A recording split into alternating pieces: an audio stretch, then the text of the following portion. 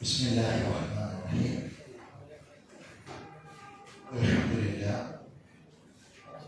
Alhamdulillahi rabbil alamin. Wassalatu wassalamu ala asyrafil anbiya'i wal mursalin nabiyyina Muhammadin wa ala alihi wa ashabihi ajma'in, amma ba'd.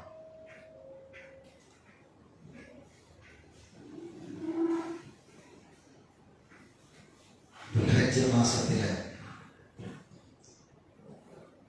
ആദ്യത്തെ 10 ദിനങ്ങൾക്കുള്ള പ്രത്യേകതകൾ പരിശുദ്ധ ഖുർആനിൽ നിന്നും ഹദീസിൽ നിന്നും മനസ്സിലാക്കിയവരാണ് നമ്മൾ.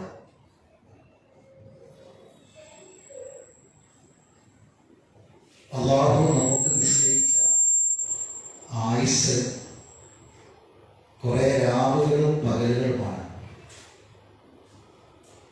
ഈ രാപ്പകലുകളെ എങ്ങനെ നമ്മൾ ഉപയോഗപ്പെടുത്തുന്നുവോ അതിനനുസരിച്ചിട്ടാണ് മരണത്തിന് ശേഷമുള്ള നമ്മുടെ ദിനങ്ങൾ തീരുമാനിക്കപ്പെടുന്നത്. വളരെ ഗൗരവത്തിൽ മനസ്സിലാക്കേണ്ട ഒരു കാര്യമാണ്. നരകത്തിൽ പ്രവേശിക്കപ്പെട്ട ആളുകൾ ആ നരകത്തിൽ അവർ മുറവിളി കൂട്ടിക്കൊണ്ടിരിക്കും. അവർ പറയുന്ന വാക്ക്, അല്ലാഹുവേ, ഞങ്ങളെ ഒരു അവസരം കൂടി ഞങ്ങൾക്ക് നൽകുകയാണെങ്കിൽ ഞങ്ങൾ ചെയ്യാതെ വിട്ടുപോയ അമലുകൾ ഞങ്ങൾ ചെയ്യാം. അപ്പൊ അവർ ചോദിക്കുന്ന ചോദ്യം, അവരെ മാറ്റിയെടുക്കും, നിങ്ങൾക്ക് നാം ആയുസ് നൽകിയിട്ടില്ലായിരുന്നുവോ? ചിന്തിക്കുന്നവർക്ക് ചിന്തിക്കാൻ മാത്രമുള്ള ആയുസ് നിങ്ങൾക്ക് ഞാൻ നൽകിയിരുന്നല്ലോ എന്നാണ് മറുപടി. നബി സല്ലല്ലാഹു അലൈഹി വസല്ലം അടുക്കൽ വന്ന് സഹാബി ചോദിക്കുന്നുണ്ട്, അല്ലാഹുവിന്റെ റസൂലേ, ആരാണ് ഏറ്റവും നല്ല മുസ്ലിം? ഒരു നല്ല മുസ്ലിം ആരാണ്? അപ്പൊ അതിന് കൊടുക്കുന്ന മറുപടി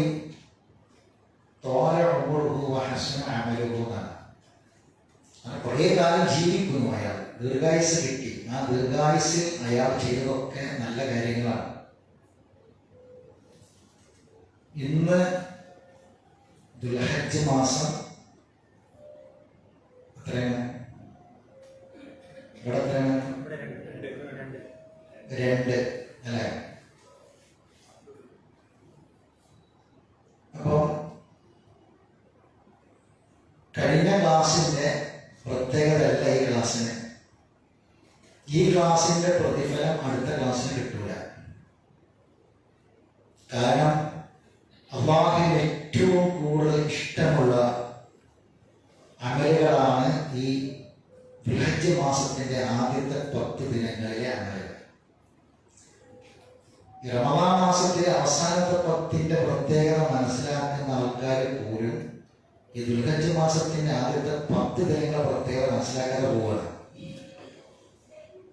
എത്രമാത്രം എന്ന് പറഞ്ഞാൽ റമദാനിന്റെ അവസാനത്തെ 10നേക്കാൾ പവിത്രതയും ശ്രേഷ്ഠതയും ഉണ്ട് എന്നാണ് ദുൽഹജ്ജ് മാസത്തിന്റെ ആദ്യത്തെ 10 ദിനങ്ങളെ കുറിച്ച് പറയപ്പെടുന്നത്. അതിന്റെ കാരണങ്ങളും പണ്ഡിതന്മാർ വിശദീകരിച്ചിട്ടുണ്ട്. അല്ലാഹുവിന്റെ അടുക്കൽ ഏറ്റവും മഹത്തരമായ ദിനങ്ങൾ അഅ്ളമു എന്നാണ് ഹദീസിൽ വന്ന വാക്ക്. മാമിൻ അയ്യാമിൻ, ഇബ്നു ഉമർ റളിയല്ലാഹു തആല ഉദ്ധരിക്കുകയാണ്, മാമിൻ അയ്യാമിൻ അഅ്ളമു ഇൻദല്ലാഹ്, അല്ലാഹുവിന്റെ അടുക്കൽ ഏറ്റവും മഹത്തരമായ ദിനം, വല അഹബ്ബു ഇലൈഹി മിനൽ അമലി ഫീഹിന്ന മിൻ ഹാദിഹിൽ അയ്യാമിൽ അശ്ർ. അല്ലാഹുവിന്റെ ഏറ്റവും മഹത്തരമായ ദിനമാണ് ഈ ദിനങ്ങളിലെ അമലുകളാണ് അല്ലാഹുവിന് ഏറ്റവും ഇഷ്ടപ്പെട്ടത്. ഇനി ഇമാം ബുഖാരി ഉദ്ധരിക്കുന്ന ഹദീസിൽ കാണാം, ജാബിർ റളിയല്ലാഹു അൻഹു പറയാണ്, നബി സല്ലല്ലാഹു അലൈഹി വസല്ലം പറഞ്ഞതായിട്ട് പറയാണ്, അഫ്ളലു അയ്യാമി ദുനിയ, അത് മറന്നു പോകരുത്, അഫ്ളലു അയ്യാമി ദുനിയ അയ്യാമുൽ അശ്ർ. അഫ്ളലു അയ്യാമി ദുനിയ, ദുനിയാവിലെ ദിനങ്ങളിൽ ഏറ്റവും ശ്രേഷ്ഠകരമായത് ഈ അയ്യാമുൽ അശ്റാണ്. ഏറ്റവും ശ്രേഷ്ഠകരമാണ്. അഅ്ളമു അയ്യാമി ദുനിയ, അഫ്ളലു അയ്യാമി ദുനിയ, ഏറ്റവും ശ്രേഷ്ഠകരമായ ദിനങ്ങൾ. ഞാനിത് തുടക്കത്തിൽ പറഞ്ഞത് എന്തിനാന്ന് ചോദിച്ചാൽ, ഏതൊരു അമലിനും നിയ്യത്ത് നിർബന്ധമാണ്, അല്ലേ? അപ്പൊ ഇന്നത്തെ ഈ ക്ലാസ്സിൽ പങ്കെടുക്കാൻ അല്ലാഹു നമുക്ക് അവസരം നൽകിയതൊരു വലിയ ഒരു സൗഭാഗ്യമായിട്ടാണ് കാണേണ്ടത്. കാരണം ഈ ദിനങ്ങളുടെ പ്രത്യേകത തന്നെയാണ്. ഭൂമിയിലെ ഏറ്റവും അഫ്ളലായ, ഏറ്റവും ശ്രേഷ്ഠകരമായ അഫ്ളല് അഅ്ളമു എന്നൊക്കെയാണ് ഇത് ഉപയോഗിച്ചത്. ആ ഒരു ദിവസത്തിൽ ഏറ്റവും ഹൈറായ ഒരു അമൽ ചെയ്യുകയാണ് നമ്മൾ. അതേതാണ്? ഖുർആൻ പഠിക്കുക. അപ്പൊ അതൊരു വലിയ ഭാഗ്യം തന്നെയാണ്. അള്ളാഹു നമ്മിൽ നിന്ന് കബൂൽ ചെയ്യട്ടെ. അപ്പൊ ആ ഒരു നിയ്യത്തോടു കൂടിയാണ് നമ്മൾ ഇരിക്കേണ്ടത്. കാരണം നിയ്യത്തില്ലെങ്കിൽ ഒരു അമലും സ്വീകരിക്കപ്പെടില്ല. അതുകൊണ്ട് ദുൽഹിജ്ജ മാസത്തിലെ ആദ്യത്തെ 10 ദിനങ്ങളിൽപ്പെട്ടൊരു ദിവസമാണ്. ഈ ദിനങ്ങളാണ് ഭൂമിയിലെ ഏറ്റവും അഫ്ളലും അഅ്ളമുമായ ദിവസമാണ്. ആ ദിവസത്തിൽ ഏറ്റവും ഒരു നല്ല കർമ്മത്തിന് സാക്ഷിയാകാൻ എനിക്ക് കഴിഞ്ഞു എന്നൊക്കെ നമ്മൾ മനസ്സിലാക്കുക. ആ ഒരു പ്രതിഫലം ഈ ക്ലാസ്സിൽ നമ്മൾ ഇരിക്കുന്ന ഏതാനും മിനിറ്റുകൾ ആ പ്രതിഫലം ആഗ്രഹിച്ചുകൊണ്ട് അതിനുവേണ്ടി പ്രാർത്ഥിച്ചുകൊണ്ടാണ് നമ്മൾ ഇരിക്കേണ്ടത്. അതാണ് നമ്മുടെ നിയ്യത്ത്. നമ്മൾ റബ്ബനാ ഹബ് ലനാ മിൻ അസ്വാജിനാ വദുരിയാതിനാ ഖുർറത അഅ്യുനിൻ വജഅൽനാ ലിൽമുത്തഖീന ഇമാമ എന്ന ഇബാദുർ റഹ്മാനിന്റെ പ്രാർത്ഥനയാണ് വിശദീകരിച്ച് വരുന്നത്.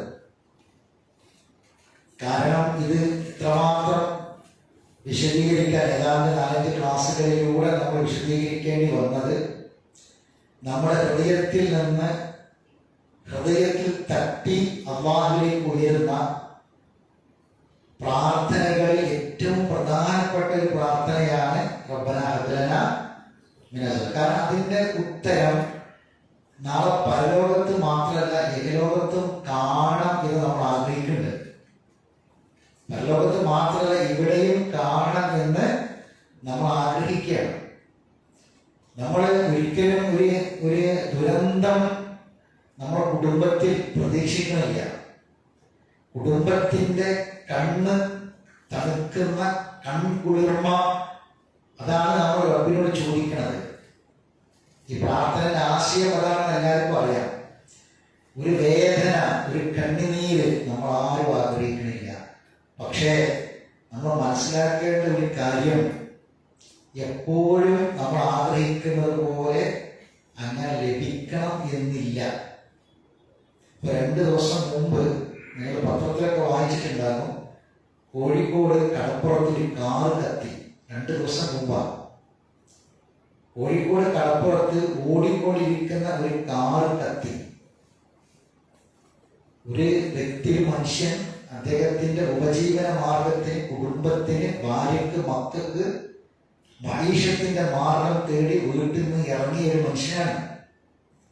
ആ കാർ ഓടിച്ചു പോകുന്ന വഴിയിൽ പെട്ടെന്ന് കാറ് കത്തി. തീരദേശ റോഡാണ്, തൊട്ടപ്പുറത്ത് കടലാണ്. ആളിക്കത്തി, കാറ്റ് ശക്തമാണ്. അവിടെ വല നന്നാക്കുന്ന മുക്കുവന്മാരുണ്ട്, മത്സ്യത്തൊഴിലാളികൾ. അതിൽ ഒരാൾ പറയുന്നുണ്ട്, ഓടി വന്ന് കാറ് കത്തിൽ തുടങ്ങിയപ്പോൾ തന്നെ ചെന്ന് ഡോർ ഇയാൾ തുറന്നു കൊടുത്തിട്ടുണ്ട്. ഡ്രൈവർ മാത്രമേ ഉള്ളൂ, ഒരാൾ മാത്രമേ ഉള്ളൂ കാറിൽ. ഡോർ തുറന്നു കൊടുത്ത് ചാടാന്ന് പറഞ്ഞു അയാൾ പറയാം. പക്ഷെ അപ്പോഴേക്ക് തീ ആളിപ്പറന്നു.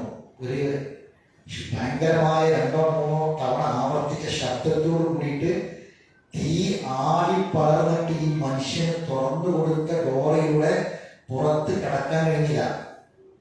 ഈ സീറ്റ് ബെൽറ്റ് ഇട്ടതുകൊണ്ട് ആ സീറ്റ് ബെൽറ്റ് അത് നെക്കി അതിൻ്റെ ഉള്ളിൽ നിന്ന് രക്ഷപ്പെടാൻ, അത് തുറക്കാൻ ആ വ്യക്തിക്ക് കഴിഞ്ഞില്ല. അപ്പോഴേക്ക് തീ ആളിക്കത്തി. ആളുകൾ അതിൻ്റെ അടുത്തേക്ക് പോകുന്നില്ല. പിന്നീട് ഫയർഫോഴ്സ് വന്ന് അത് തീ അണച്ചപ്പോഴേക്ക് കാറ് പൂർണ്ണമായും കത്തി. കാരണം ഒരു ചുരുങ്ങിയൊരു 10 മിനിറ്റെങ്കിലും കഴിയണം മറ്റേ എത്ര സ്കൂളിൽ വന്നാലും എത്തണമെങ്കിൽ.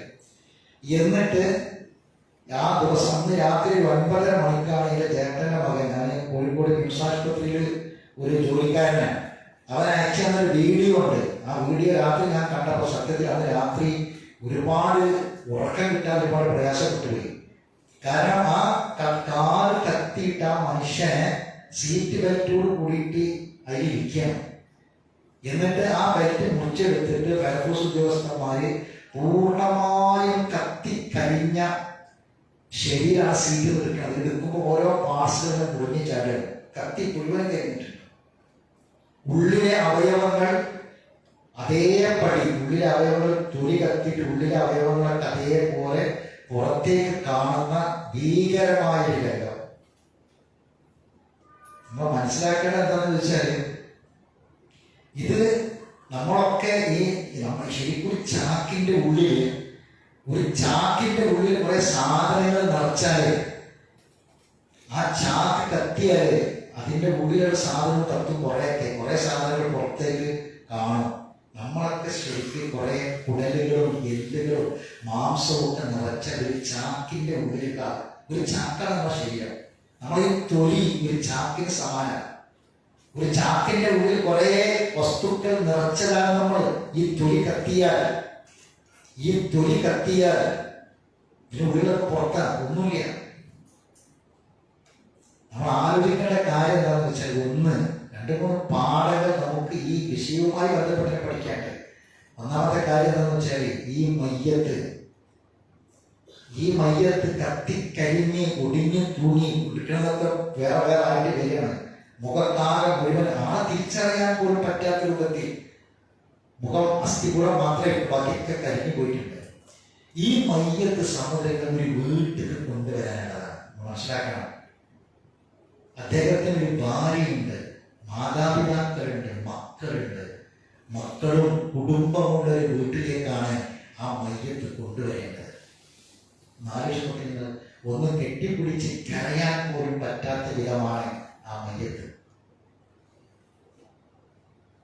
ഒരു കുടുംബമുണ്ട് കാത്തു നിൽക്കുന്ന, ഒരു വീടുണ്ട് കാത്തു നിൽക്കുന്ന, ഒരുപാട് ആഗ്രഹങ്ങളോടെ ഇറങ്ങിപ്പോയതാണ്, ഒരുപാട് പ്രതീക്ഷയോടെ ഇറങ്ങിപ്പോയതാണ്. ചിരിച്ചു കളിച്ച് സമ്മാന കൊതികളുമായി വീട്ടിലേക്ക് തിരിച്ചു വരുന്ന ഒരു കുടുംബനാഥനെ കാത്തിരിക്കുന്ന മക്കളുണ്ട് ആ വീട്ടില്.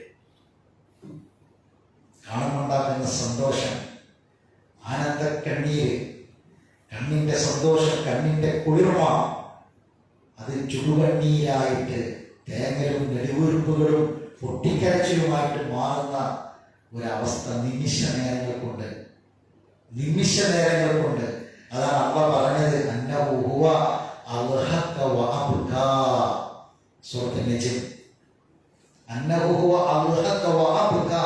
നിന്നെ കരയിപ്പിക്കുന്നതും നിന്നെ ചിരിപ്പിക്കുന്നതും അള്ളാഹുവാണ്. ഞാൻ പറഞ്ഞു വന്നത്, റബ്ബനാ ഹബ് ലനാ മിൻ അസ്വാജിനാ വദുരിയാതിനാ ഖുർറത അഅ്യുൻ. എന്താണ് അള്ളാഹ് പറഞ്ഞത്? അള്ളാഹ് പറഞ്ഞത് തൊലി കത്തിക്കും, തൊലി കത്തിച്ച് കരിച്ചു കളയും, വീണ്ടും തൊലികൾ നൽകും, വീണ്ടും കത്തിക്കും, കരിക്കും, വീണ്ടും തൊലികൾ നൽകും.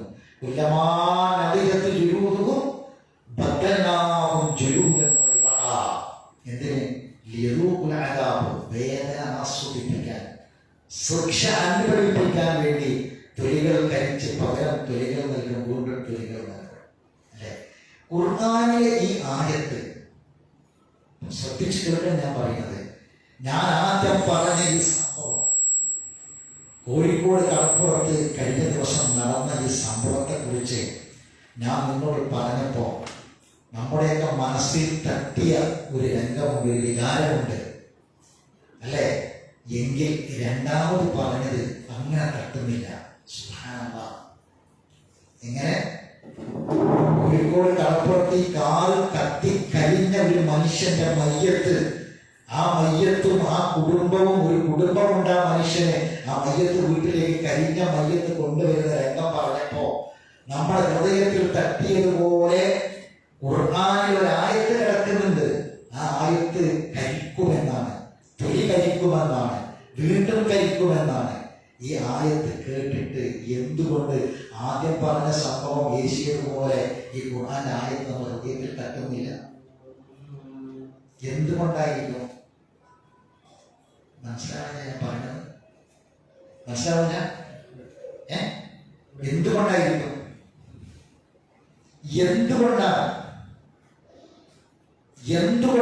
ഖുർആനിൽ അല്ലാഹ് പറയാണ്, കുല്ലമാ നദലത് ജുലൂദുഹും ബദ്ദൽനാഹും ജുലൂദൻ ഗൈറഹാ ലിയറൂഖുൽ അദാബ്.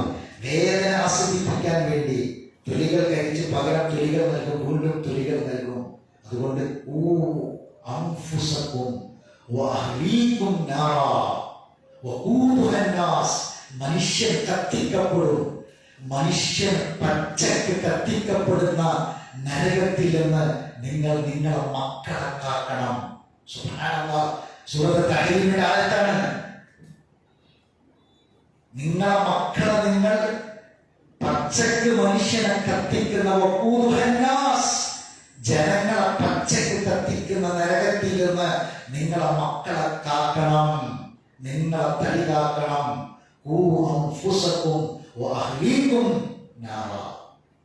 എന്തുകൊണ്ടാണ് ഇത് നമ്മൾ ഹൃദയത്തിൽ തട്ടാത്തത്? മറ്റേത് ഞാൻ പറയുന്ന കാര്യം പ്രത്യേകം ശ്രദ്ധിക്കണം, ചിന്തിക്കണം. മറ്റേത് കണ്ണുകൊണ്ട് കണ്ട കാര്യമാണ്, അല്ലെ? നമ്മൾ കണ്ണുകൊണ്ട് കണ്ട കാര്യമാണ്. നേരിട്ടോ ഒരു വീഡിയോയിലൂടെയോ ഒരു ഫോട്ടോയിലൂടെയോ വാർത്തയിലൂടെയോ നമ്മൾ കണ്ട ഒരു കാര്യമാണത്. അതുകൊണ്ട് അത് നമ്മുടെ ഹൃദയത്തിൽ തട്ടി, അല്ലെ? എങ്കിൽ ഈ ഖുർആനിന്റെ ആയത്ത് എന്തുകൊണ്ട് ഹൃദയത്തിൽ തട്ടിയില്ല? എന്താണിന്റെ കാരണം? നമ്മുടെ ഈമാനിന്റെ കുറവാണ്, യഖീനിന്റെ കുറവാണ്. ഇതാണ് പരീക്ഷണം. അല്ലാഹ് പറഞ്ഞത്, കാണുന്ന കാര്യത്തെ കൊണ്ട് സത്യം ചെയ്ത് പറയാ, ഉഖ്സിമു ബിമാ തുബ്സിറൂൻ വമാ ലാ തുബ്സിറൂൻ. സൂറത്ത് ഖിയാമ എന്നിട്ട് അല്ലാഹ് പറയുന്നത് ഖുർആനെ കുറിച്ചാണ്. എന്താ പറയുന്നത്? ഈ കാണുന്ന കാര്യങ്ങളെ കൊണ്ട് ഞാൻ സത്യം ചെയ്ത് പറയാണ്, കാണാത്ത കാര്യങ്ങളെ കൊണ്ട്, മറക്കപ്പുറമുള്ള കാര്യത്തെ കൊണ്ട് സത്യം ചെയ്ത് പറയാണ്. എന്നിട്ട് പറയാ, ഈ ഖുർആൻ ഒരു കവിയുടെ വാക്കല്ല, ഈ ഖുർആൻ ഒരു ജ്യോത്സ്യന്റെ വാക്കല്ല. സൂറത്ത് ഖിയാമ വായിച്ചു നോക്കി. തൻസീലുൽ റബ്ബിൽ ആലമീൻ, ലോകരക്ഷിതാവിൽ നിന്ന് ഇറക്കപ്പെട്ട ഗ്രന്ഥമാണിത്. അതാ പറയാ, ഖുർആനെ കുറിച്ചാണ് പിന്നെ പറയുന്നത്. അപ്പോ ഖുർആൻ ശരിക്ക് ഹൃദയത്തിൽ തട്ടണമെങ്കിൽ, യഖീൻ ഉണ്ടാകണമെങ്കിൽ കണ്ണുകൊണ്ട് കാണുന്ന പോലെ നമുക്കിത് ബോധ്യപ്പെടണം. നമ്മളെ നേരിട്ട് കണ്ണിന്റെ മുന്നിൽ ഒരു കാര്യം കണ്ടു ബോധ്യപ്പെടുന്നത് പോലെ ഖുർആൻ ബോധ്യപ്പെടണം. എങ്കിൽ മാത്രമേ അതിന്റെ ഗുണം നമുക്ക് കിട്ടുള്ളൂ. അതുകൊണ്ടാണ് റബ്ബനാ ഹബ് ലനാ മിൻ അസ്വാജിനാ വദുരിയാതിനാ ഖുർറത അഅ്യുൻ വജഅൽനാ ലിൽമുത്തഖീന ഇമാമ എന്ന ഈ പ്രാർത്ഥനയെ ഖുർആനിലെ മറ്റായത്തുകൾ കൊണ്ട് വിശദീകരിച്ച് തദബ്ബുർ ചെയ്യാൻ നമ്മൾ ആവശ്യപ്പെടുന്നത്. കഴിഞ്ഞ ക്ലാസ്സിൽ നമ്മൾ അവസാനം പറഞ്ഞ ആയത്തൊന്ന് പറയാം. ഏതായിരുന്നു?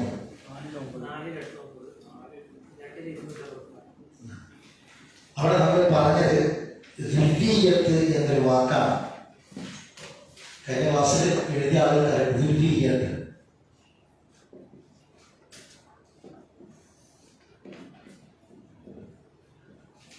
ربنا هب لنا من ازواجنا وذرياتنا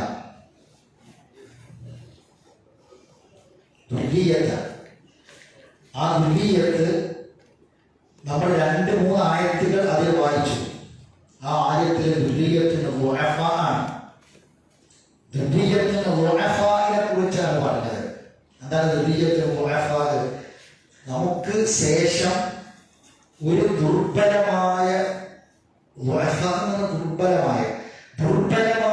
ഒരു സന്താന പരമ്പരയെ ബാക്കിയാക്കി പോകുന്ന ആളുകളെ കുറിച്ചാണ് അവർ പറഞ്ഞത്. നമുക്ക് ബാക്കിയാക്കി പോകേണ്ടത് ളുഅഫാകളാകരുത്. അതിനുള്ള ഉദാഹരണം പറഞ്ഞത് എന്താണെന്നറിയോ? നമ്മുടെ ദുരീയത്ത് നമ്മൾ ബാക്കിയാക്കി പോകുന്ന നമ്മുടെ സന്താനങ്ങൾ, നമ്മൾ അവരെ വിട്ടേച്ചു പോയാലും ശേഷം ഒരു കവിയുള്ള ശക്തിയുള്ള പവറുള്ള ഒരു സന്താന പരമ്പരയായിട്ട് വരണം. എങ്ങനെ? അവരെ കൊണ്ട് നമ്മുടെ കുറവുകളും ന്യൂനതകളും പരിഹരിക്കപ്പെടണം. അതാണ് നമ്മൾ ഈ പ്രാർത്ഥിക്കുന്ന ഹബിലനാമിനെ സുവാദിനെ ഉദ്ധിയാത്തിന ഉറത്താണെന്ന് പറഞ്ഞത്. അവരെ കൊണ്ട് നമ്മൾ, ഞാൻ കഴിഞ്ഞ ക്ലാസ്സിൽ പറഞ്ഞല്ലോ, 2 വിഭാഗമുണ്ട്. ഒന്ന്, ചില മനുഷ്യന്മാര് ഉന്നതമായ സ്ഥാനം സ്വർഗത്തിൽ കിട്ടും. അപ്പൊ അവർ ചോദിക്കുന്ന ചോദ്യം, ഇത്രയൊന്നും ഞാൻ പ്രതീക്ഷിച്ചിട്ടില്ല പഠിച്ചവനെ, എന്താണ് ഇങ്ങനെ കിട്ടിയത്? അപ്പൊ അവരെ അള്ളാന്റെ മറുപടി എന്താണ്? ഇസ്തിഗ്ഫാർ വിൽദിക മിൻ ബഅദിക, നിന്റെ ശേഷം നിന്റെ മക്കളെ പ്രാർത്ഥനയാണ്. വലുത് എന്ന് പറഞ്ഞാല് ഔലാദ്, ആൺകുട്ടികളും പെൺകുട്ടികളൊക്കെ പോയിട്ടാ, എല്ലാവരും പോലും, എല്ലാം ആൺകുട്ടികളും പെൺകുട്ടികളും പോലും. വലതും ആൺകുട്ടിന്ന് നമ്മൾ പണ്ട് അർത്ഥം പറഞ്ഞത് തെറ്റാ. വലതിന്റെ ചിലപ്പോൾ ഔലാദാണ്, കുട്ടികൾ എന്നാണ്. കുട്ടികൾ ആൺകുട്ടികളൊക്കെ ആയിട്ടുള്ളൂ. അവരുടെ ഇസ്തിഗ്ഫാർ കൊണ്ടാണ് രക്ഷപ്പെട്ടതെന്നാണ്. രണ്ടാമത്തത് എന്താ? ഞങ്ങൾ ഇന്ന് പരലോകം നഷ്ടപ്പെട്ടവരായി ഇവിടെ എത്താൻ കാരണം റബ്ബേ ഞങ്ങളെ വാപ്പിയാണ്, മാതാപിതാക്കളാണ്. അവർ ഞങ്ങൾക്ക് വേണ്ടി പ്രാർത്ഥിക്കേണ്ട പ്രാർത്ഥന ഞങ്ങൾക്ക് വേണ്ടി അവർ പ്രാർത്ഥിച്ചിരുന്നില്ല. അവർക്കറിയില്ല. ഞങ്ങളെ വഴി നടത്തേണ്ട വിധം ഒരു വഴി നടത്തിയില്ല, ഞങ്ങളെ വളർത്തേണ്ട വിധം വളർത്തിയില്ല. അതുകൊണ്ടാണ് ഇന്ന് ഞങ്ങൾ ഈ നരകത്തിലെത്തിയത്, ഈ പരലോകം നഷ്ടപ്പെട്ടത്. അതുകൊണ്ട് കാലിനടിയിൽ വെച്ച് ഞങ്ങൾ ചവിട്ടി അരക്കും. എന്താണ്? നമ്മളെ പൊന്നുമക്കൾ നാളെ നമുക്ക് എതിരിൽ പറയാനുള്ള സംഗതിയാണ്. കാലിനടിയിൽ വെച്ച് ചവിട്ടി അരക്കും. ഇതൊരു വിഭാഗം.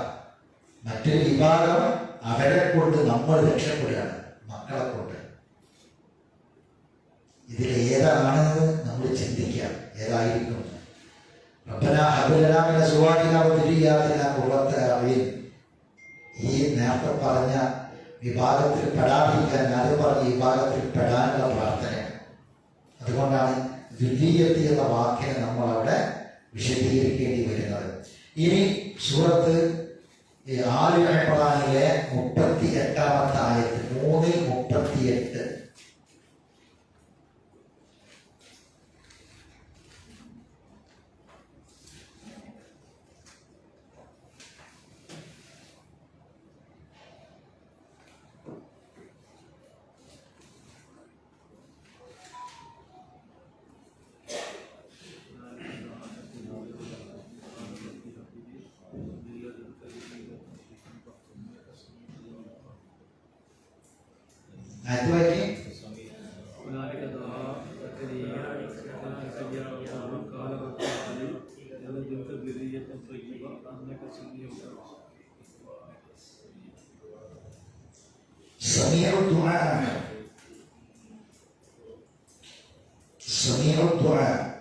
അള്ളാഹു സമീഉ ദുആയാണ്,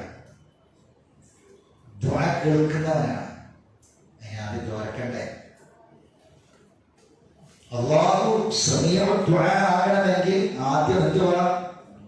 ദുആ ചെയ്യണം. എന്താണ് സക്കരിയ നബിയുടെ ചരിത്രം എല്ലാവരും പറയാം, ഞാൻ വിശദീകരിക്കില്ല. സക്കരിയ നബി അലൈഹിസ്സലാത്തു വസ്സലാം അള്ളാഹിനോട് പ്രാർത്ഥിച്ചു. അദ്ദേഹത്തിന്റെ അവസാന കാലത്ത് വൃദ്ധരായി, പടുവൃദ്ധരായി അദ്ദേഹം ഒരു മക്കളില്ലാതെ മരണപ്പെട്ടു പോകുന്ന ഒരവസ്ഥയിലേക്ക് എത്തി. ഹുനാലിക ദഅ റബ്ബഹു, ഹുനാലിക ദഅ സക്കരിയ റബ്ബഹു. ഭയങ്കര ശ്രദ്ധിക്കണം. അവിടെ വെച്ച് സക്കരിയ നബി തന്റെ റബ്ബിനോട് പ്രാർത്ഥിച്ചു. എന്താ പ്രാർത്ഥിച്ചത്? ഖാല റബ്ബി ഹബ്ലി മിൻ ലദുൻക ദുർരിയതൻ തയ്യിബ. പഠിച്ചവനെ, നിന്റെ പക്കൽ നിന്നുള്ള ഒരു നല്ല ദുർരിയത്തിനെ, ഉത്തമനായ ത്വയ്യിബായ ഒരു ദ്വിതീയത്തിനെ കൊണ്ട പടച്ചവനെ, ഇന്നക സമീഉദ് ദുആ, നീ പ്രാർത്ഥനയ്ക്ക് ഉത്തരം ചെയ്യുന്നവനാണ്, പ്രാർത്ഥന കേൾക്കുന്നവനാണ്.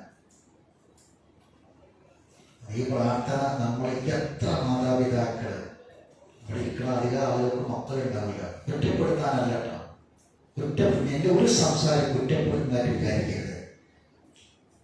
തുറന്നൊരു ചോദ്യം ചോദിക്കുക.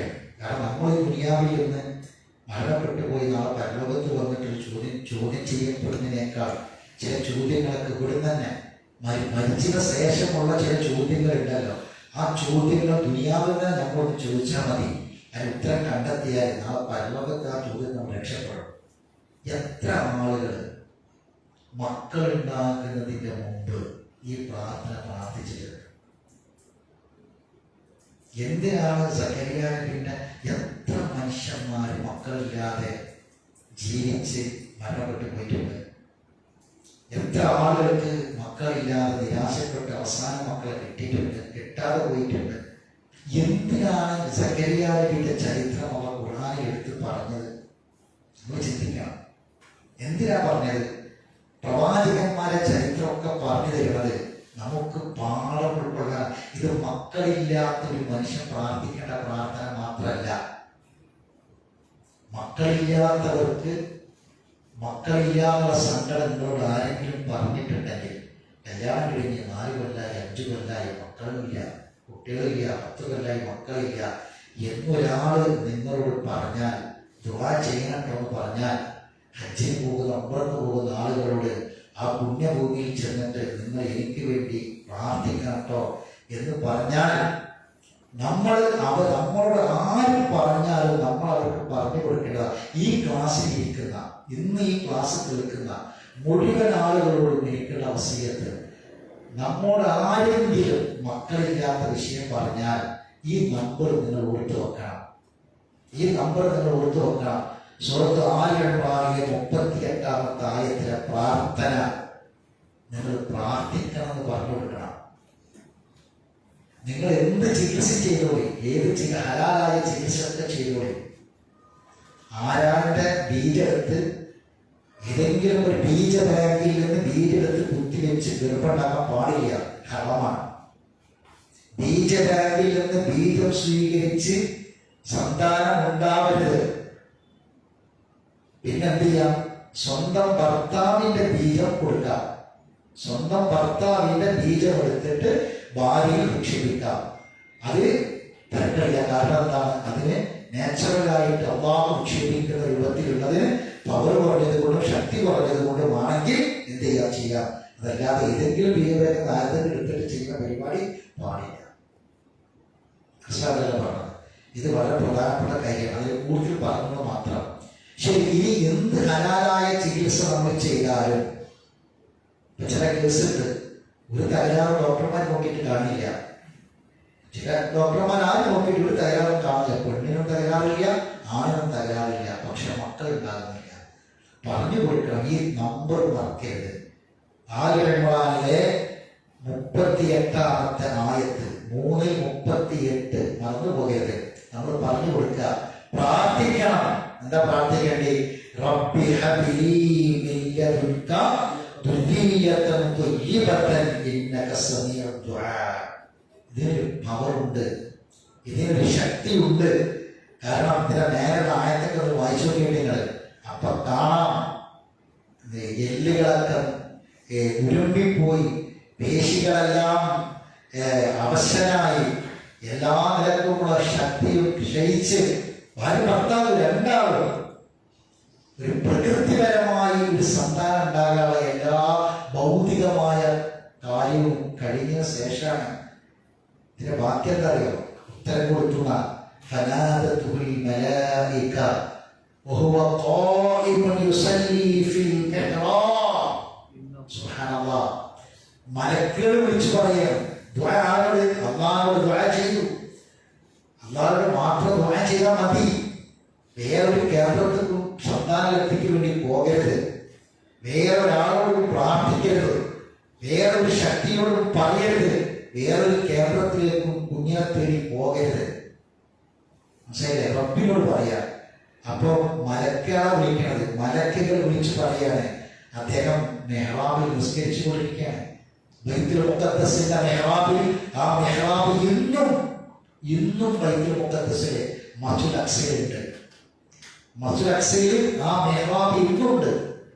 ആ മെഹ്റാബിൽ വെച്ച് അദ്ദേഹം നിസ്കരിച്ചു കൊണ്ടിരിക്കെ മലക്കുകൾ വിളിച്ചു പറയാ, വഹി വരികയാണ്.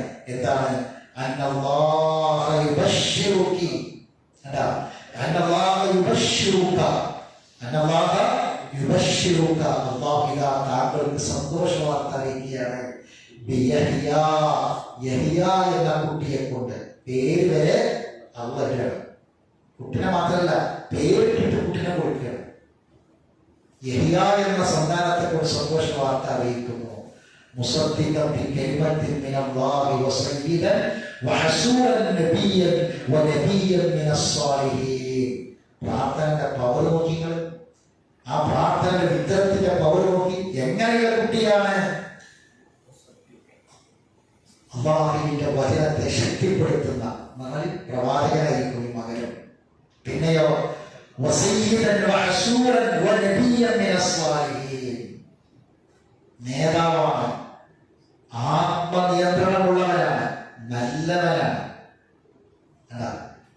ആത്മനിയന്ത്രണമുള്ളവൻ, നല്ലവൻ, സ്വാലിഹാണ്.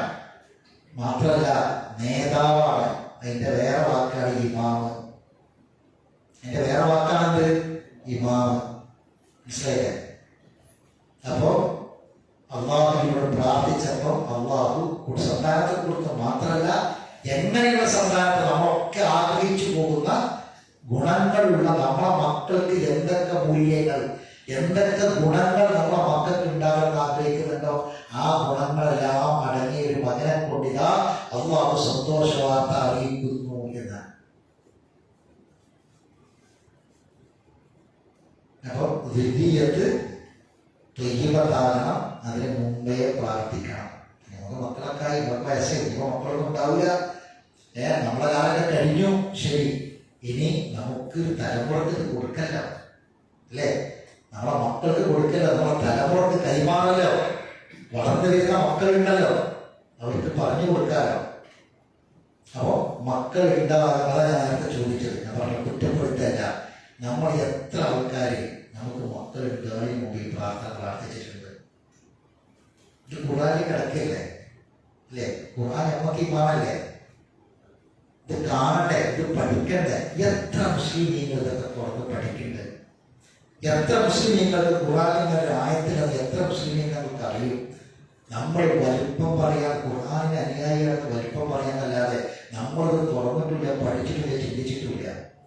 ഇനി നിങ്ങൾ മറക്കൂല, ഇനി മറക്കൂല. സൂറത്ത് ആല ഇംറാനിലെ 38-ാമത്തെ ആയത്ത് രണ്ട് കാര്യങ്ങൾ. ഒന്ന്, മക്കളില്ലാത്തവർക്ക് ദുആ ചെയ്യാൻ നമുക്ക് പറഞ്ഞു കൊടുക്കാം.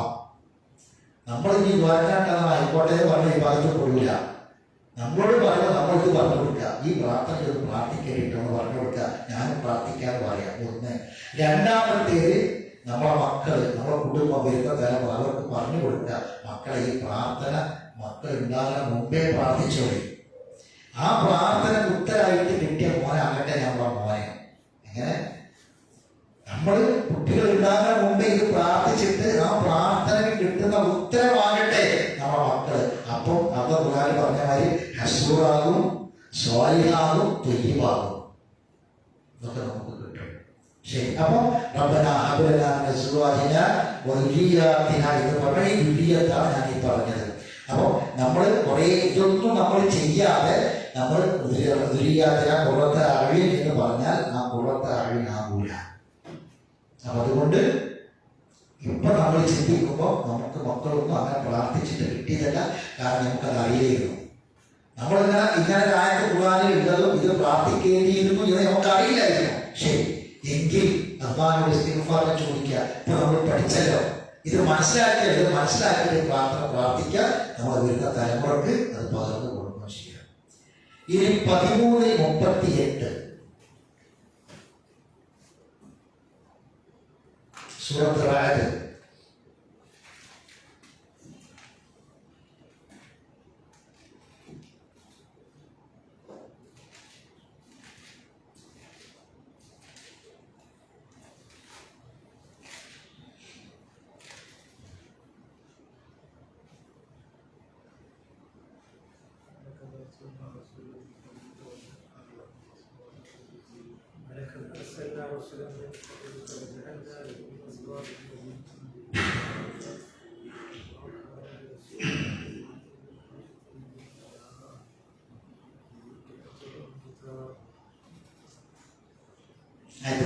എല്ലാവരും വായിക്കണം.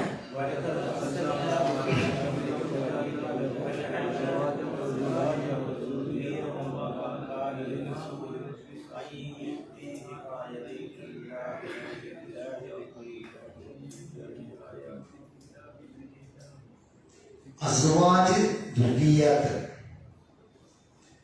അസ്വാജ് ദുർദിയാത്ത്, ഈ രണ്ട് വാക്കുകൾ ഈ ആയത്തിലൊക്കെ കാണാം. ഇനി ഇവിടെ ശ്രദ്ധിക്കാം, നമ്മൾ ഈ പ്രാർത്ഥന പ്രാർത്ഥിക്കുമ്പോൾ ഖുർആനിൽ നിന്നാണ് നമ്മൾ ഈ വിഷയം പഠിക്കുന്നത്. ഇതിൻ്റെ വ്യാപ്തിയും അർത്ഥവും ആശയവും ഒക്കെ പഠിക്കുന്നത് ഖുർആനാണ്. മുൻ കഴിഞ്ഞു പോയ ഏതൊക്കെ പ്രവാചകന്മാരുണ്ടായിട്ടുണ്ടോ, മുസ്ലിങ്ങൾ ഉണ്ടായിട്ടുണ്ടോ, അവർക്കൊക്കെയും നാം അസ്വാജും ദുരിയാത്തും കൊടുത്തിട്ടുണ്ട് എന്നാണ് ഈ ആയത്തിന്റെ ആശയം. വലക്കത് അർസൽന, ഖുർആൻ ശ്രദ്ധിക്കണം, വലക്കത് അർസൽന റുസുലൻ മിൻ ഖബ്ലിക വജഅൽനാ ലഹും അസ്വാജൻ, നിനക്ക് മുമ്പ് നാം ദൈവദൂതന്മാരെ നിയോഗിച്ചിട്ടുണ്ട്, മുസ്ലിങ്ങളെ റസൂൽമാരെ നിയോഗിച്ചിട്ടുണ്ട്. അവർക്കെല്ലാം നാം ഭാര്യമാരെയും സന്താനങ്ങളെയും നൽകിയിട്ടുണ്ട്, ഭാര്യമാരെയും സന്താനങ്ങളെയും നൽകിയിട്ടുണ്ട്. വമാ കാന റസൂലിൻ അൻ യഅതിയ ബിആയത്തിൻ ഇല്ലാ ബിഇദ്നില്ലാഹ്, ഒരു റസൂലിനും അല്ലാഹുവിന്റെ അനുമതിയോടുകൂടി അല്ലാതെ യാതൊരു ദൃഷ്ടാന്തവും കൊണ്ടുവരാനാവില്ല. ശ്രദ്ധിക്കണം, ലിക്കുല്ലി അജലിൻ കിതാബ്, ഓരോ കാലാവധിക്കും ഓരോ പ്രമാണ ഗ്രന്ഥമുണ്ട്. എന്താണ് മനസ്സിലായ? നബിയാണ് എന്ന് കരുതി ഒരു നബിക്കും ഒരു മാജിക്കും പഠിപ്പിക്കപ്പെട്ടിട്ടില്ല. നബിയാണെങ്കിൽ പോലും പ്രവാചകന്മാരാണെങ്കിൽ പോലും അവർക്കൊക്കെ അസ്വാജ് ദുരിയാത്തും കൊടുത്തിട്ടുണ്ട്. പക്ഷെ ആ പ്രവാചകന്മാർക്ക് പോലും പ്രവാചകന്മാരായി എന്നതിന്റെ പേരിൽ എന്തില്ല, ഈ ഒരു പ്രത്യേകമായ ഒരു ഏതെങ്കിലും രൂപത്തിലുള്ള ഒരു കഴിവൊന്നും അവർക്ക് കൊടുത്തിട്ടില്ല. അവരും മക്കളെ കൊണ്ട് പരീക്ഷിക്കപ്പെടും, അവരും ഇണകളെ കൊണ്ട് പരീക്ഷിക്കപ്പെടും. മനസ്സിലായിട്ട് പറഞ്ഞത്. എന്നിട്ട് അല്ലാഹു പറയാണ്, ഓരോ സമൂഹത്തിനും ഓരോ പ്രമാണമുണ്ട്, ഓരോ കാലാവധിക്കും ഓരോ പ്രമാണമുണ്ട് എന്ന് പറഞ്ഞാൽ പ്രമാണങ്ങൾ വേദഗ്രന്ഥങ്ങളാണ്, കിതാബുകളാണ്. ആ ഓരോ പ്രവാചകന്മാർക്കും നൽകപ്പെട്ട ഗ്രന്ഥങ്ങളെ അനുധാവനം ചെയ്ത് ചിന്തിച്ച് പഠിച്ച് അതനുസരിച്ച് അവർ ജീവിക്കുക എന്നതല്ലാതെ വേറെ ഒരു മാർഗവും അവർക്ക് മുന്നിൽ തുറന്നു കൊടുത്തിട്ടില്ല എന്നർത്ഥം. ആരാണെങ്കിലും പ്രമാണങ്ങളെ അനുസരിച്ച് ജീവിക്കണം. പിന്നെ പരീക്ഷണം എന്നുള്ള നിലക്ക് ഇബ്രാഹിം നബിക്ക് ആഹാരം കൊടുത്തതും നൂഹ് നബിക്ക് മകനെ കൊടുത്തതും നൂഹ് നബിനെ യൂത്ത് നബിനെ ഭാര്യമാരും ഒക്കെ പരീക്ഷണങ്ങളാണ്. അത് ഏത് ആളുകൾക്കും അല്ലാഹു പരീക്ഷണമായിട്ട് കൊടുക്കും. അത് ഒറ്റപ്പെട്ട പരീക്ഷണങ്ങളായിട്ട് മാതൃകകളായിട്ട് പഠിപ്പിക്കപ്പെട്ട കാര്യമാണ്. എന്നാൽ പൊതുവെ നമ്മൾ മനസ്സിലാക്കേണ്ട കാര്യം എന്താണ്? നമ്മളൊന്നും ഒരു പണിയെടുക്കാതെ രക്ഷപ്പെടുന്നു കരുതണ്ട. കുടുംബത്തെ ഖുർആനിനനുസരിച്ച് ക്രമപ്പെടുത്തണം, വേദഗ്രന്ഥത്തിനനുസരിച്ച് പ്രമാണങ്ങൾക്കനുസരിച്ച് കുടുംബത്തെ ക്രമപ്പെടുത്തണം, കൊണ്ടുവരണം. അതല്ലാതെ വേറെ ഒരു ടെക്നിക്കും ഇല്ല എന്നാണ് പറഞ്ഞത്. ഇനി നമുക്ക് ഒന്നും കൂടി അത് ഉറപ്പിക്കണമെങ്കിൽ അതിന്റെ മുകളിലുള്ള ആയത്തുകളൊക്കെ ഒന്ന് വായിച്ചു നോക്കിയാൽ മതി. അതിന്റെ മുകളിൽ പറഞ്ഞ ആയത്തുകളൊക്കെ വായിച്ചു നോക്കിയാൽ വല്ലദീന ആതൈനാഹുമുൽ കിതാബ യഫ്റഹൂന ബിമാ ഉൻസില ഇലൈക വമിനൽ അഹ്സാബി മൻ യുൻകിറു ബഅദഹു ഖുൽ ഇന്നമാ ഉമിർതു അൻ അഅ്ബുദല്ലാഹ വലാ ഉശ്രിക ബിഹി ഇലൈഹി അദ്ഉ വ ഇലൈഹി മആബ്. അതാ എന്താണ് ആയത്തിന്റെ ആശയം? അല്ലാഹു സുബ്ഹാനഹു വ തആല മുമ്പ് വേദഗ്രന്ഥം നൽകപ്പെട്ടവരൊക്കെ ആ വേദഗ്രന്ഥം അതിൽ വിശ്വസിച്ച ആൾക്കാർ ഖുർആൻ കിട്ടിയതിൽ അവർ സന്തോഷം കൊള്ളുകയാണ്. വല്ലദീന ആതൈനാഹുമുൽ കിതാബ യഫ്റഹൂന ബിമാ ഉൻസില ഇലൈക, നബിയെ താങ്കൾക്ക് ഇറങ്ങിയ ഈ ഖുർആനിൽ സന്തോഷം കൊള്ളുന്നത് മുൻ വേദഗ്രന്ഥങ്ങളൊക്കെ പഠിച്ച ആൾക്കാർക്ക് ഇതിൽ സന്തോഷമാണ്. കാരണം എന്താ? കാരണം എന്തായിരിക്കും? ഇതിൽ ഈ ഈ മുൻ വേദഗ്രന്ഥങ്ങളിൽ കിട്ടിയ കാര്യങ്ങൾ തന്നെയാണ് ഈ വേദഗ്രന്ഥങ്ങളിൽ ഉള്ളത്. മാറ്റമൊന്നുമില്ല. അത് സ്വീകരിച്ചത് കൊണ്ട് അവർക്ക് കിട്ടിയ ഗുണങ്ങളെല്ലാം ഇതിൽ കിട്ടും എന്നിട്ടാ പറയുക. എന്നാൽ ചില ആൾക്കാർ ഈ ഖുർആനിലുള്ള ചില കാര്യങ്ങൾ നിഷേധിക്കുന്നുണ്ട്. അതിന് അവരുടെ അടുത്ത ന്യായങ്ങളൊന്നുമില്ല.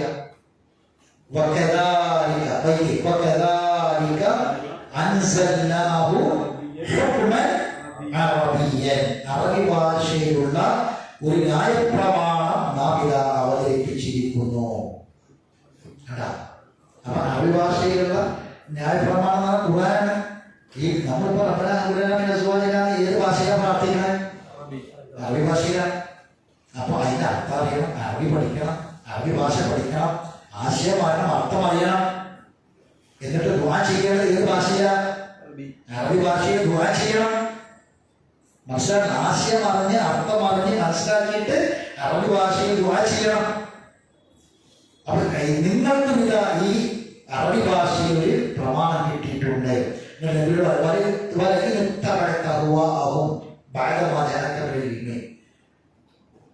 ഇനി ഇങ്ങനൊക്കെയുള്ള എലിമ കിട്ടിയിട്ടുണ്ട്. ശ്രദ്ധിക്കുക. ഇത് നബിനോട് പറഞ്ഞത് നമ്മളാക്കി കളി. നബിനോട് പറഞ്ഞ സമയത്ത് നമ്മളാക്കി കളി. ഈ എലിമ നിങ്ങൾക്ക് കിട്ടിയതിന് ശേഷവും ഈ അവരുടെ ഇച്ഛകളെ പിൻപറ്റി ജീവിക്കാമെന്ന് കരുതുക. വലിയ പ്രശ്നം കാര്യങ്ങൾ ഇത് കിട്ടിയിട്ട് ചില ആൾക്കാർക്ക് ജീവിതത്തിൽ കൊണ്ടുവരാൻ കഴിയില്ല, പരാജയപ്പെടാൻ. കിട്ടിയിട്ടും പല ആളുകൾക്കും ജീവിതത്തിലേക്ക് കൊണ്ടുവരാൻ കഴിയാത്ത വിധം പരാജയപ്പെടുകയാണ്. പിന്നെ എന്താ ചെയ്യുന്നത്? നമ്മൾ അപ്പുറത്തൊക്കെ ഫ്ലാറ്റ് ഉണ്ട്. ഒരു ഫ്ലാറ്റിൽ അപ്പുറത്തൊക്കെ താമസിക്കാം. അയൽവാസികളൊക്കെ ഉണ്ട്. നമ്മൾ ഖുർആൻ ക്ലാസ്സിലേക്ക് വരുന്ന ഖുർആൻ പഠിക്കുന്നതൊക്കെ പഠിക്കുന്നു. അപ്പുറത്തുള്ളവരാരും വരണില്ല. അപ്പുറത്തുള്ള ഒരു അനാചാരം നമ്മളെ പേരിൽ നടക്കേണ്ടിയിരിക്കുക. മനസ്സിലായില്ല?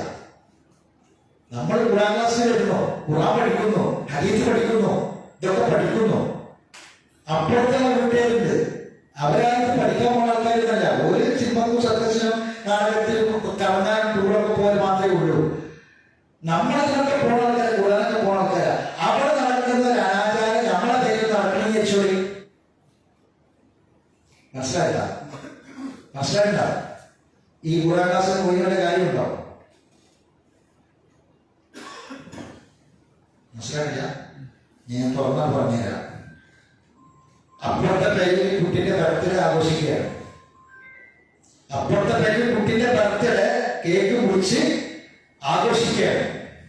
മറ്റുള്ള മതക്കാരൊക്കെ ചെയ്യുന്ന പോലെ കുട്ടിക്ക് എത്ര വയസ്സ്? 5 വയസ്സ്, 6 വയസ്സ്. 6 മെഴുകുതിരി കത്തിച്ച് ഊതി മറ്റേ പാട്ടൊക്കെ പാടി ആഘോഷിക്കണം. അപ്പുറത്തെ പേരിൽ ഒരു ഖുർആൻ ക്ലാസ്സിൽ ഒന്നും പോകാത്ത ആൾക്കാരാണ്. നമ്മളിതിന് വരുന്ന ആൾക്കാരാണ്. നമ്മളെ കുട്ടിന്റെ പേര് ഇതേമാതിരി കയ്യിലുണ്ട്. മനസ്സിലായ? പാടുണ്ടോ? ബർത്ത്ഡേ ആഘോഷിക്കാൻ പാടുണ്ടോ മുസ്ലിമിനെ? അങ്ങനെ മനസ്സിലാക്കിക്കോളി. ഇതിൽ അഭിപ്രായ വ്യത്യാസം ഇല്ലാത്ത കാര്യമാണ്. എങ്ങനെ? നമ്മുടെ നാട്ടിൽ സാധാരണ സുന്നി മുജാഹിദിനുള്ള അഭിപ്രായ വ്യത്യാസം ഉണ്ടാവും കുറെ കാര്യങ്ങളുണ്ട്. എന്നാൽ ഒരു വിഭാഗത്തിലും അഭിപ്രായ വ്യത്യാസം ഇല്ലാത്ത കാര്യമാണെന്ത്? ഇനി ഒന്നുകൂടി പറഞ്ഞാല് റസൂലുള്ളാഹിന്റെ ബർത്ത്ഡേ ആഘോഷിക്കുന്ന ആൾക്കാർ വരെ അവനവന്റെ മക്കളെ ബർത്ത്ഡേ ആഘോഷിക്കാൻ പാടില്ല എന്നാ പറയുന്നത്. അവര് വരെ പറയുന്നത് സ്വന്തം മക്കളെ ബർത്ത്ഡേ ആഘോഷിക്കാൻ പാടില്ല. മുസ്ലിമിനെ ഇസ്ലാമിന് പറഞ്ഞത് മുസ്ലിമുകൾക്ക് പാടില്ല, ചെയ്യാൻ പാടില്ല, തെറ്റാണ്. പ്രാർത്ഥിക്കുന്ന കാര്യം എന്ത് കുട്ടങ്ങൾ ഇമാമായ മക്കള് നമ്മളുടെ മക്കളെ കൊണ്ട് ഈ വേണ്ടാത്ത കാര്യം ചെയ്യാൻ പാടില്ലാത്ത കാര്യം നമ്മൾ ചെയ്യിപ്പിക്കുകയാണ്. എന്നിട്ട് കേൾക്കുന്ന കാലത്ത് തോടെ തൊള്ളിയിരിക്കും, മറ്റേ കേൾക്കുന്ന കാലത്ത് കട തൊള്ളിയിരിക്കും, ഒന്നാമത്തെ പേരായിട്ട് നമ്മൾ ചെയ്യാണ്. ഭക്ഷണം കൊണ്ടാണ് കളി. അപ്പൊ ഇത് പറയാൻ കാരണം ഈ ആയത്താണ്. എന്തായത്? ഇതിന്റെ അവസാനം വല്ലാത്തൊരു വാക്കാണ് അവർക്ക് പറഞ്ഞത്. നബിനെ അഭിസംബോധന ചെയ്ത് പറയുന്ന ഈ കാര്യം നമുക്ക് നമ്മളോടാണ് ഈ പറയുന്നത്. എന്താ പറഞ്ഞത്? ഈ ഇൽമ് വന്ന് കിട്ടിയതിന് ശേഷവും സാധാരണ ആൾക്കാരൊക്കെ ചെയ്യുന്ന പോലെ അവരുടെ ഇച്ഛകളും താല്പര്യങ്ങളും അവർ ചെയ്യുന്ന കാര്യങ്ങളും താങ്കളെങ്ങാനും ചെയ്താൽ, എന്ന് പറഞ്ഞാൽ ഖുർആൻ പഠിച്ച ഒരാൾ ചെയ്താൽ മാലക്ക വലി മാലക്ക